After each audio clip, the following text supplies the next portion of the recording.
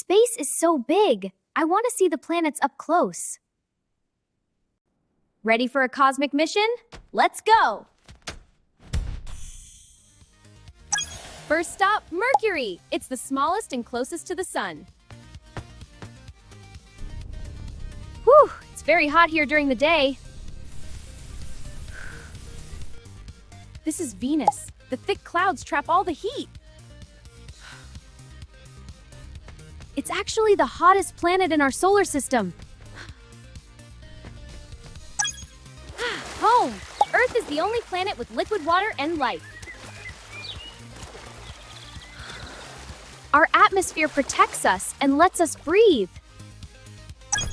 Mars, the red planet. It's home to the tallest volcano in the solar system. Whoa! I feel so light! The gravity here is much weaker than on Earth. Jupiter is a giant. It's so big you could fit 1,300 Earths inside it. And look at that giant red storm! And guess what? It spins super fast. A whole day here is only 10 hours long. Saturn! Look at those beautiful rings. They are made of billions of pieces of ice and rocks.